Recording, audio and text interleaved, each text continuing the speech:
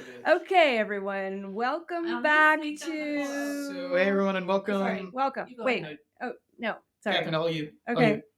Guys, we are in uncharted territory here. This is our first time ever recording the Four Top in the same room. At least this modern version of the Four Top. In fact, Ruby and I have never met Catherine in person. I've known Catherine strictly virtually for 3.5 years. And as you can hear, this initial meeting is not going too smoothly. Wait, Ruby, are you texting? Yeah, I don't know. Things got kind of slow. I'm just trying to see what my friends are up to. I guess that's fair. Okay, let's get get things back on track. Okay. I can't talk. Off to a great start. Yeah, okay. All right, let's just say this. We have gathered at the French-inspired Fouquet, we don't know, New York Hotel in my ancestral city of New York to record an episode near and dear to my heart. Yes, and we are going to enjoy some dinner and some wine together later, and we might even become real friends, not just like fake Zoom friends.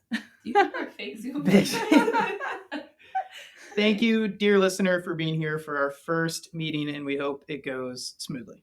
You know, it's too bad we don't all get along. Yeah. It's a real shame. Well, I guess it's apropos that we're meeting in a French hotel in New York because we love France and we love wine. So let's get this party started.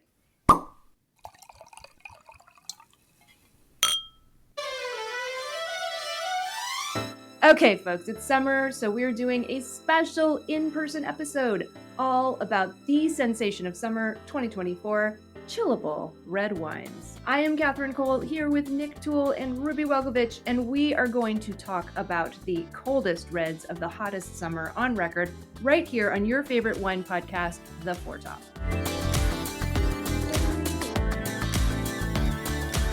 Okay, guys, are you ready to devote an entire episode to the craze that is sweeping the world right now, thanks to Ruby? And I'm not talking Taylor Swift. I'm not talking Chapel Roan. I am talking the world's brat summer drink, the Chillable Red. That's right. The Chillable Red is a thing thanks to me and me alone. Ruby, I think you do personify the demographic that has been pushing the chilled red wine agenda. You're a Zillennial, you live in Brooklyn, you have a certain aesthetic. I just have really good taste. But tell me more about my aesthetic. I digress.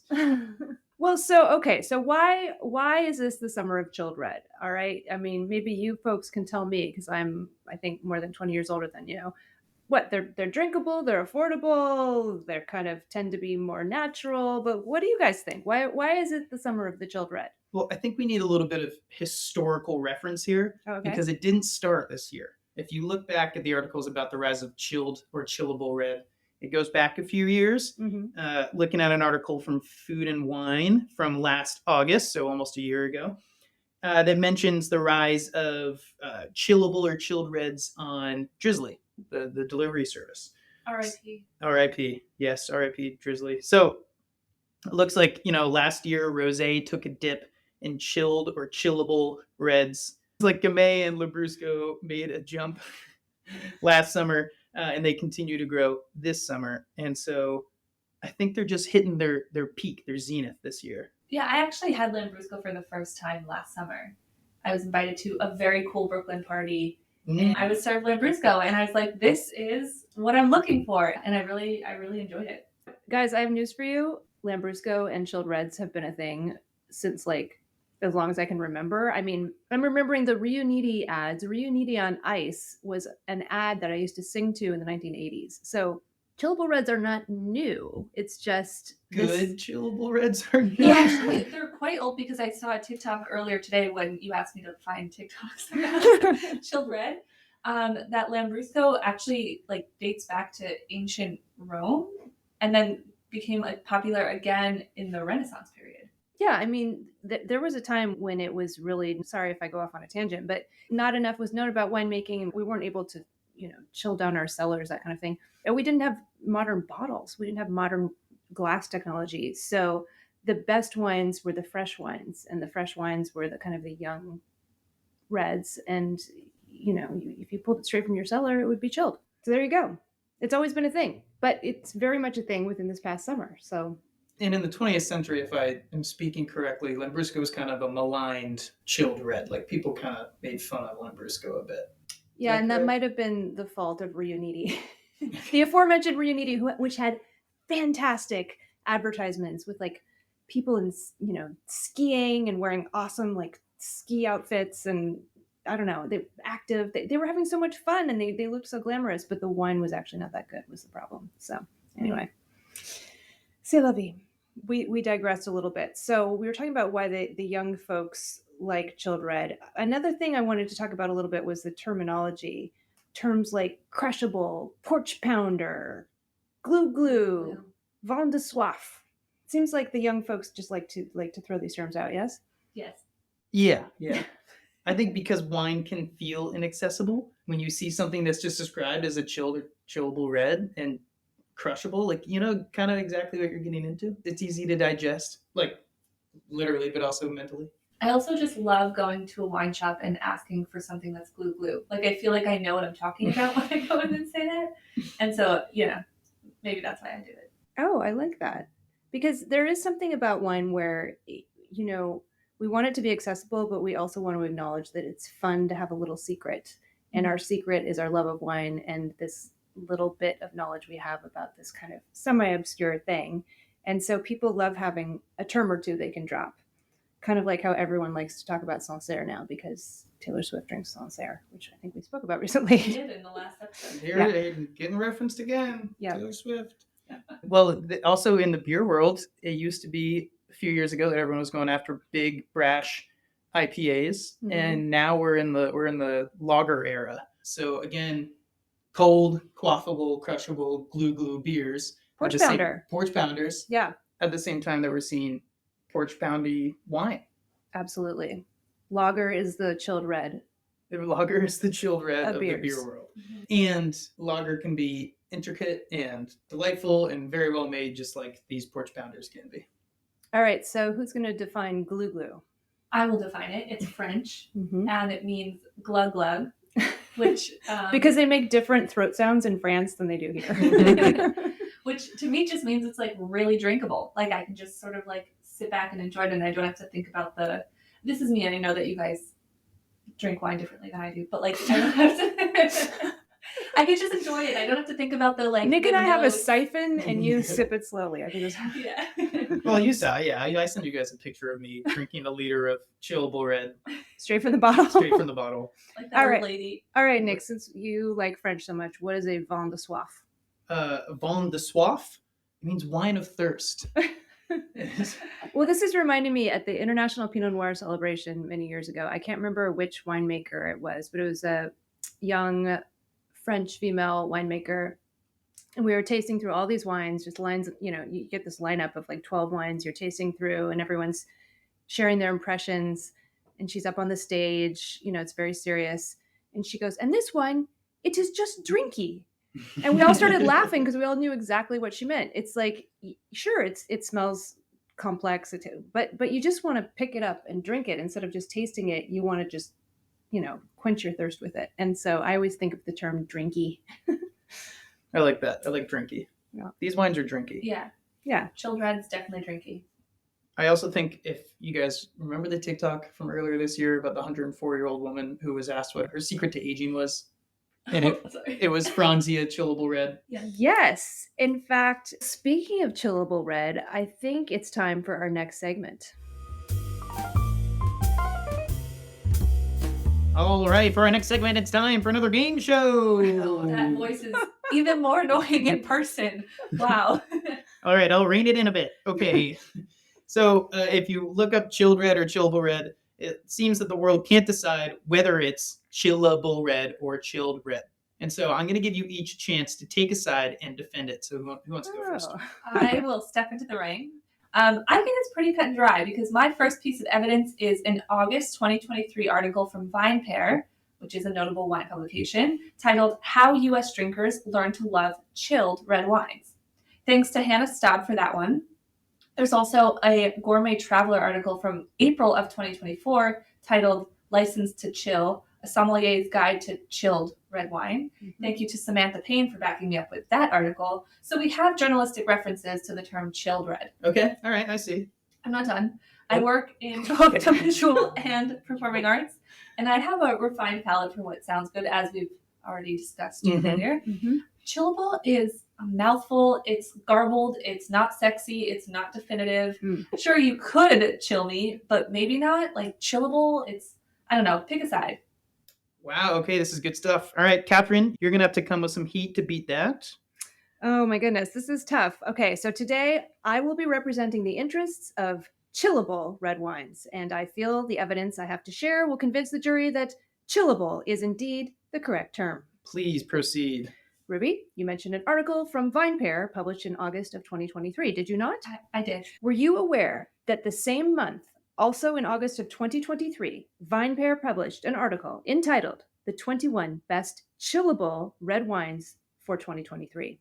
It looks to me like they are a flimsy source if they can't even nail down a term. Objection, speculation. Also, I want to say sorry, Zach Jabal, our friend. We love you. We're just having fun here. Objection overruled. Katherine, you may continue. Furthermore, I have been able to find references to Franzia Chillable Red online as far back as 2006. This establishes the historical prevalence of, quote, chillable.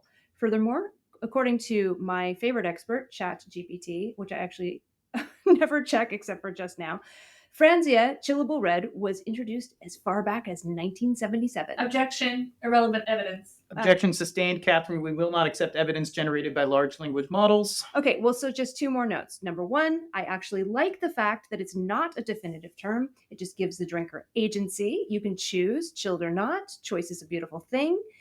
It's chillable. It doesn't have to be chilled. And number two, just search for chilled red wine on Google, and most of the results actually contain the term, quote, chillable. The numbers don't lie. I rest my case. All right. Well, I think each of you have made compelling arguments, so I think we should have the listeners weigh in on who the winner is. Just text Ruby or Katherine to 8675309, and we'll find out live on air who the winner is. I don't think that'll work. And it's not live. All right. The results are in. Tallying. Weird. Looks like the winner is actually a write-in candidate, Nick. I'm flattered. I don't like these games, but we should definitely put this up as our question of the week. Oh, for sure. Guys, we have another question to answer. Is it Franzia or Franzia? I say Franzia. I said Franzia. That's because you're fancy. Oh. Because in college we made walls out of the empty boxes of Franzia that we had consumed. My friend actually she used to make this like white peach sangria with the Franzia, what was it? What's that cheap Sunset one? Blush? No, maybe. This should be part of the episode, by the way. It was, I'll have to text her and ask what the name of that wine was, but it was like a very specific wine. It comes in a box. Did you ever do a tour de Franzia? No. Ooh. Wait, please tell me you're getting all this. A tour de Franzia is just, you do a bunch of drinking games where you're only drinking Franzia. I want to confirm that I went to school in Brooklyn and lived in apartments. Like we just drank wine from bottles. We didn't do like the dorm parties. From natural wine bars? We would do like a tour de Franzia in like a double suite in dorm set. White Zinfandel. Sorry. White Zinfandel. White Zinfandel was from the peach sangria. Yeah. That was the That's a only classic. Franzia I've ever had. That and Riuniti on ice. So nice. You know what we don't do enough of on this podcast, guys? What? Drink wine. Ooh, I love this idea. Let's take a little work break and taste something. Yes, and thanks to our sponsor, we have some delicious wines to taste. Over the past few episodes, we have been learning about the Méditerranée IGP, a wine-growing region spanning 10 départements from the historic town of Vienne on the Rhone River all the way down to the island of Corsica. Yes, this region consists of 10,500 hectares, or in American, that's about 26,000 acres of vines. This geographic diversity is matched by a diversity of grape varieties, which allows for a lot of creativity. The winemakers of the Méditerranée IGP are not constrained by strict appellation rules, so they can make beautiful and unusual rosé blends. Ooh, I am excited to try some of these wines. So hey folks, keep on listening and join us later in this episode while we taste some rosés. Cheers. Cheers. So why summer of 2024. I mean, so I guess from our last segment, we referenced a few articles that came up last summer, but this year, this has really been the summer of the chillable or chilled, depending on how you like to refer to it, red. Ruby, you mentioned that you have a favorite food writer, Rebecca Pepler. Yes, I've been following her for probably a year now. She does really great stuff. She actually just came out with a book called Le Sud. It's all about like food and wine in the south of France. And a few months ago, I can't even remember when at this point, but she posted a recipe for Tinto de Verano, which is like a red wine cocktail. And I actually got to try it last weekend at a cocktail bar in Brooklyn, and it's delicious. It's lemon soda with red wine and a lot of ice. Okay, I just need to break it to you that for decades, as long as I can remember, in Spain and Europe, they've been mixing red wine and Sprite, and it hasn't been like a New York Times recipe. I know. Same thing with Coca-Cola. They just throw them together, and you know what it's good for is when you've got a bottle and it's been open for a couple days and you want to finish it, but it doesn't taste so good anymore. You just throw some, some Sprite or some Coke. Yeah. All right. Hey, not that I'm speaking from experience. I would never do that. All right, but why are they popular now? Yeah, why now? So we got wine writers writing about, or food writers writing about them. It also seems to me that like younger natural wine producers seem more interested in doing things with red wine grapes that are a bit out of the traditional use for them. So they're making these like lighter, brighter, less intense red wines out of grapes that may have otherwise been used to make bolder wines. I think there's also something like aesthetically pleasing about a glass of red wine that's different from a glass of white wine. Like it feels more winey than like a glass of white wine. So I don't know, maybe there's something there. I like the aesthetic of ordering a glass of chilled red. I think also restaurant wine lists, we've been seeing them on wine lists just this past year. I feel like wine directors and somms are just looking for a new category, something new to put on their list to spark people's interest. I feel like, the last few years, there would be an orange wine section, or it would be a rosé and orange wine section, and everyone would ask the question. I mean, the best way to get people into wine is to get them asking questions, right? So people would say, what is an orange wine? And now if you're someone who goes to restaurants, you usually have a sense of what an orange wine is. And so this is just another thing to put on your wine list to get people to ask questions.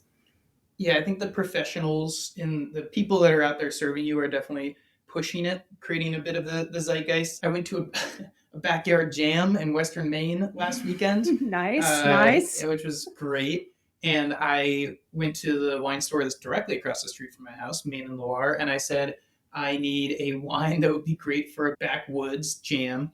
And I also needed wine as a gift for the person I was staying with. And without suggesting a style of wine or anything to the owner, he suggested I get 2 different chillable reds. So he was just right off the bat, that's what he wanted to offer me for a gift and for something to drink at a backwoods jam.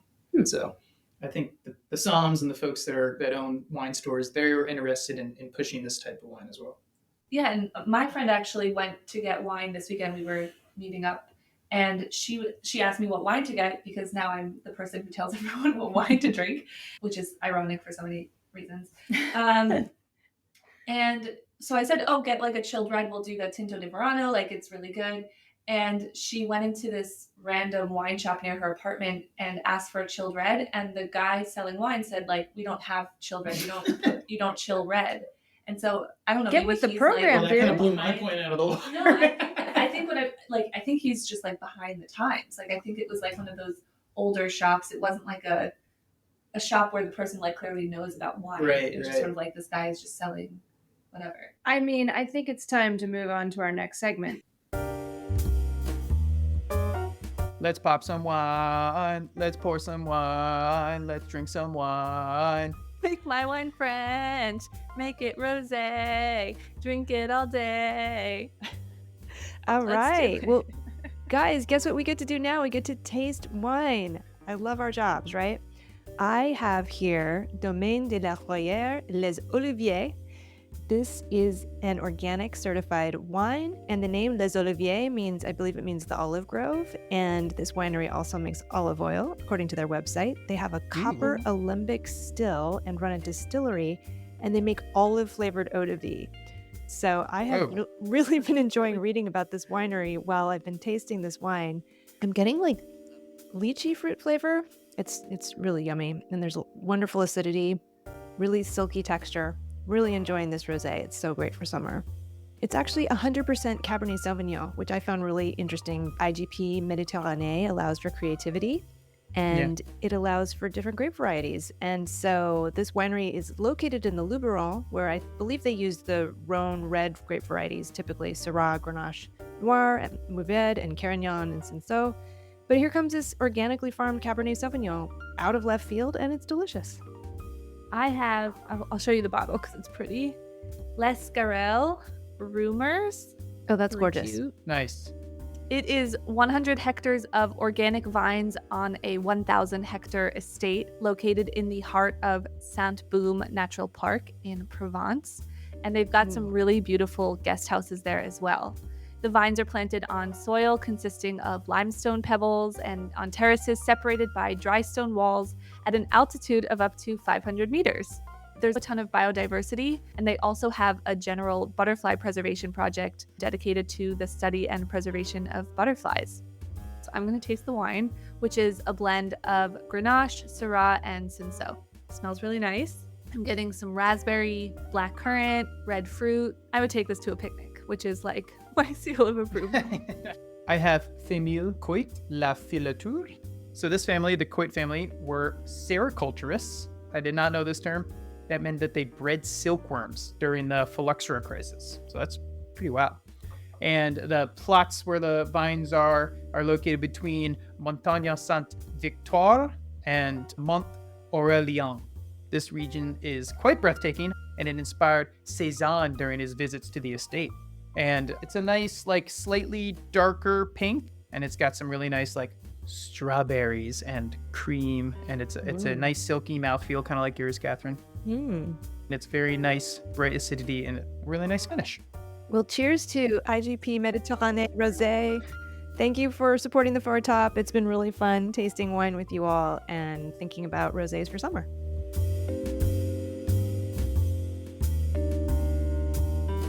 So, Ruby, I think I need to sit down this wine shop owner you just referenced, because chillable and chilled, whatever you want to call them, red wines have been around as long as winemaking has been around. And I'm saying this personally from Oregon, from the Willamette Valley.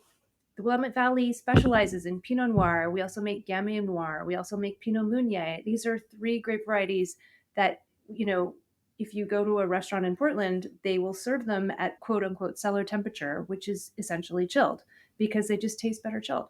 So I can't believe there's a wine shop owner who. Yeah, I think it was. I mean, I don't know or necessarily trust the wine shop that she went into. Like, she's not a big wine drinker, so it could have just been like, you know, the kind of corner store, liquor / wine shops that they have in the city. And I think that that's what it was. But that was sort of my point, is like a place that sells wine and is proud of the wine that they're selling would know something like a chillable red. Do you think he misunderstood and thought she was saying child wine, and he was just covering his ass by being like, we don't sell wine for children? No, he specifically was like, you don't put wine in the fridge. I mean, wine professionals know that the best temperature for any wine is cellar temperature, and white wines are always served too cold and red wines are always served too warm. This is sort of like a known fact in the wine industry. So people who work in the wine industry have always been chilling their reds a little bit. So yeah, I just kind of... I wish I had this in front of me, but I remember actually at the beginning of the year, we actually did a story here on this here podcast about a wine region or a wine marketing group that was specifically sending out information to all their buyers about chilling the red wines because they weren't chilling them correctly and they were serving them too warm. Oh, you guys remember it that was, story? and it was in the Rhone too. So that would have been sort of a kind of a more robust style of wine. And even they were saying, yeah, the wine tastes better. Yeah, it's too warm. It falls apart when it's warm. Yeah, insider baseball, like the way I like to sort of test a wine, particularly like a white, a rosé, or a sparkling, is you chill it at first, but then you let it sit in the glass and warm up all the way to room temperature and then sort of see how it evolves. And some wines just fall apart.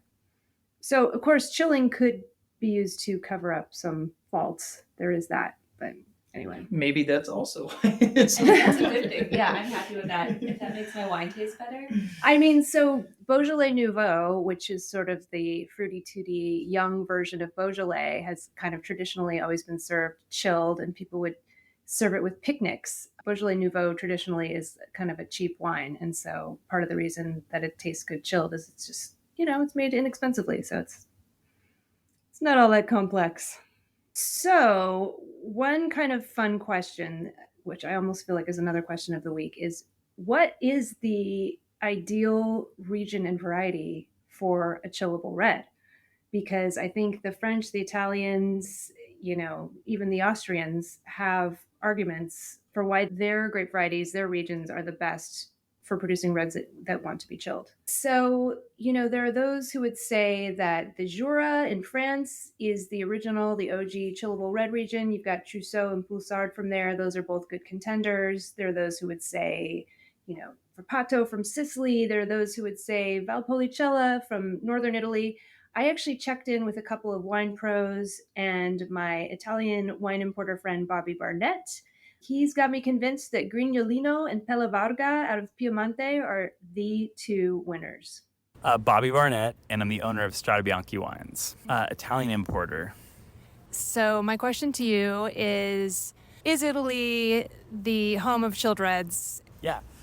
I don't know if it's the home, but I do know it's becoming extremely popular in Italy. I think one of the benefits Italy has is how many varietals it has. So with, thousands of varietals comes certain ones that actually do really well chilled and really well from a red perspective when it gets hot outside. And obviously from now till August, drinking a big tannic red doesn't sound that appealing. So some of the varietals in Italy, I would say, are Grignolino out of Piemonte and Pellevarga, kind of the Barolo appellation area that is hard to find, was almost all ripped out for Nebbiolo grapes, but is having a resurgence. I think even Barbera, which is probably the most widely planted red in Piemonte, is actually great chilled because a ton of acid and not a lot of tannins, but a bunch of fruit. I think of Cannonau from Sardinia. And then even some of the Nero d'Avolas from Sicily and even Verpato are great chilled. So it's kind of a wide variety across the whole country, but yeah, they're real exciting. And what's the story behind the name Pellevarga? Well, you probably need to hear it from a true Italian, but Pellevarga loosely translates to foreskin, and it's a lewd story about the king of Italy and his castle in Barolo, and that was the wine that he drank. And I'm sure other people can Google the story, but it's a very, very, very Italian story. Let's put it that way. Okay, and maybe, maybe Bobby's wrong. Maybe it's Austria, because our friend Andreas Wyckoff, master of wine at Weingut Brundelmeier in Austria, I recently visited with him and Willy Brundelmeier and had an amazing tasting. And I asked him to tell me why Zweigelt, the Austrian red, is the best chillable red. So my name is Andreas Wyckoff. I'm the general manager of Weingut Brundelmeier. Tasting here at Zweigelt in a rather chilled ambience. I do believe that Zweigelt has very fresh, crisp characters that come out even more so when you have it a little bit chilled. This sour cherry, fresh characters, the spice, the florality makes it a really perfect barbecue wine. I'm going to make a pitch for wherever the Portuguese chillable red blend came from that I got this past weekend. I know saying red blend is kind of a lame way to describe a wine, but there were no grapes indicated on it, but it was very delicious. It was chillable, so I'm going to throw Portugal in there as a region for great chilled red wines. Yeah, Portugal has a lot of indigenous grape varieties that make wonderful blends, and I can totally see that.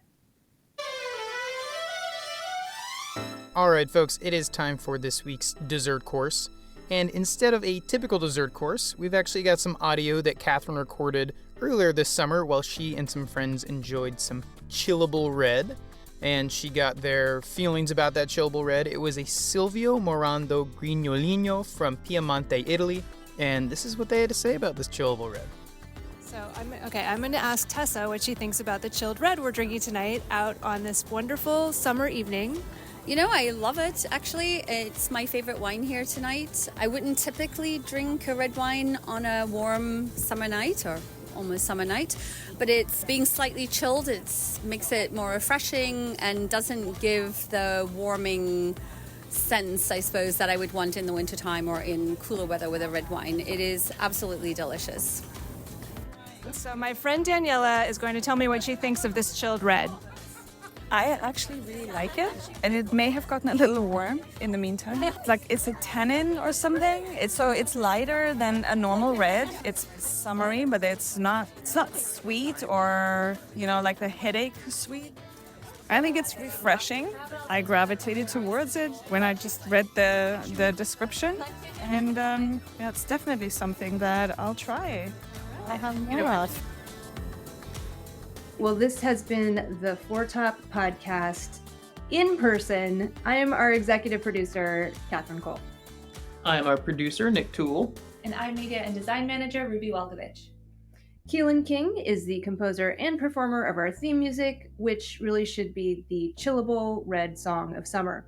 Please visit our website, thefourtop.org, to learn more about us and listen to back episodes. And if you have not already subscribed to the Four Top on iTunes or Spotify, please do so, and please leave us a rating.